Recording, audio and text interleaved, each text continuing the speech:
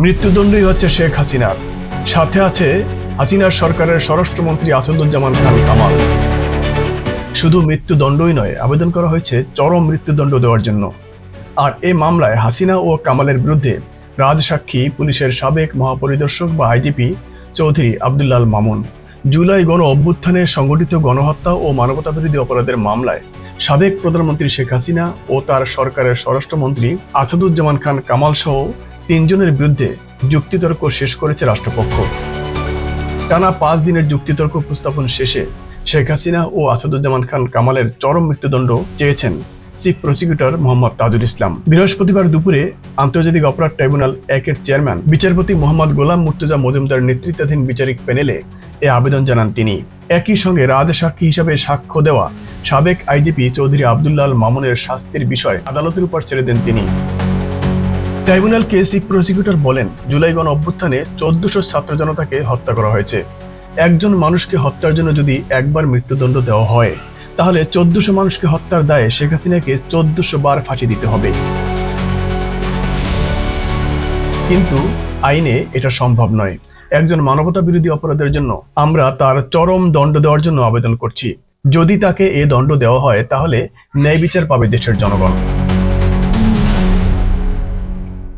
পরে প্রেস ব্রিফিংয়ে তাজুল ইসলাম বলেন, বাংলাদেশ থেকে অপরাধ সংগঠনের পর পালিয়ে গেল ভারত থেকে ক্রমাগত আন্দোলনকারীদের হত্যার হুমকি দিয়েছেন শেখ হাসিনা। যারা বিচার চেয়ে মামলা করেছেন তাদের নির্মূলের কথাও বলেছেন, তাদের বাড়িঘর জ্বালিয়ে দেওয়ার কথাও বলেছেন। এতে বোঝা যাচ্ছে যে এত হত্যাকাণ্ড ঘটিয়ে মানবতা বিরোধী অপরাধ করার পরও তার মধ্যে ন্যূনতম অনুশোচনা নেই। তিনি একজন হার্ডেন্ড ক্রিমিনালের ভূমিকা অবতীর্ণ হয়েছেন। সুতরাং এই ট্রাইব্যুনালের মামলায় তিনি যেহেতু সব অপরাধীদের প্রাণভোমরা ছিলেন, তাই তাকে আইন অনুযায়ী চরম দণ্ড দেওয়া শ্রেয়। তাকে যদি চরম দণ্ড না দেওয়া হয়, সেটা অবিচার করা হবে।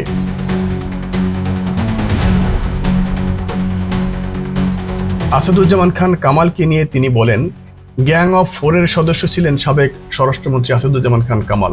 তার বাসায় বসেই এই হত্যাকাণ্ডের পরিকল্পনা করা হয়েছে। ড্রোন উড়ানো সহ হেলিকপ্টার থেকে মারণাস্ত্র ছোড়ার সিদ্ধান্ত হয়েছে। তিনি নিজে গ্রাউন্ডে গিয়ে দেখেছেন সঠিকভাবে হত্যা করা হচ্ছে কিনা। তাকে ভিডিও দেখানো হয়েছে। তিনি কমান্ড স্ট্রাকচারে 2য় পজিশনে ছিলেন। এ কারণে তার ব্যাপারেও চরম দণ্ড চেয়েছি ট্রাইব্যুনালে। তবে রাজসাক্ষী হয়ে সাবেক আইজিপি চৌধুরী আব্দুল্লাল মামুন যেহেতু আইন অনুযায়ী আদালতকে তথ্য দিয়ে বা সত্য উদ্ঘাটনে সাহায্য করেছেন, তার ব্যাপারে আদালত সিদ্ধান্ত নেবেন। এছাড়া যারা শহীদ ও আহত হয়েছেন, তারা হয়তো পরিবারের আলোর প্রদীপ ছিলেন। ভবিষ্যতে পরিবারের দায়িত্ব নিতেন তারা। সুতরাং এসব পরিবারের ক্ষতিপূরণের জন্য আসামিদের সম্পদ থেকে ক্ষতিপূরণ দেওয়া উচিত বলে আদালতের কাছে আমরা আদেশ চেয়েছি। এর আগে বুধবার এ বিষয়ে ট্রাইব্যুনালের 4র্থ দিনের মতো প্রসিকিউশনের যুক্তিতর্ক চলে। এদিন নানা তথ্য উপাত্ত তুলে ধরেন চিফ প্রসিকিউটর। এর আগের দিন মঙ্গলবার 3য় দিনের মতো দিনভর রাষ্ট্রপক্ষে যুক্তিতর্ক উপস্থাপন করেন তিনি।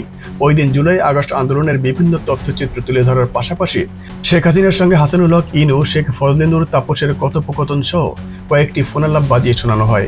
একই সঙ্গে এই মামলায় সাক্ষ্য দেওয়া বিভিন্ন সাক্ষীর বর্ণনা উপস্থাপন করা হয়। তার আগের দিন 13 অক্টোবর 2য় দিনের মতো যুক্তিতর্ক উপস্থাপন করে প্রসিকিউশন। ওই দিন বেশ কয়েকটি প্রামাণ্য চিত্র প্রদর্শন করা হয়, যা এ মামলার বিচার কাজে গুরুত্বপূর্ণ ভূমিকা রাখতে পারে বলে জানায় প্রসিকিউশন। 12 অক্টোবর রাষ্ট্রপক্ষের যুক্তিতর্ক শুরু হয়েছিল। ওই দিন দুপুর 12:15 থেকে বিকেল পর্যন্ত চলে রাষ্ট্রপক্ষের উপস্থাপন। এতে আওয়ামী লীগ সরকারের দীর্ঘ শাসনামলের ইতিহাস তুলে ধরেন চিফ প্রসিকিউটর। একই সঙ্গে গুম, খুন সহ নারকীয় সব ঘটনার বর্ণনা দেন। গত 8 অক্টোবর মামলার মূল তদন্ত কর্মকর্তা মোহাম্মদ আলমগীরকে 3য় দিনের মতো জেরা করেন শেখ হাসিনা ও কামালের রাষ্ট্রপক্ষের রাষ্ট্রনিযুক্ত আইনজীবী মোহাম্মদ আমির হোসেন। মোট 28 কার্যদিবসে এই মামলায় 54 সাক্ষীর সাক্ষ্য গ্রহণ ও জেরার কার্যক্রম সম্পন্ন হয়।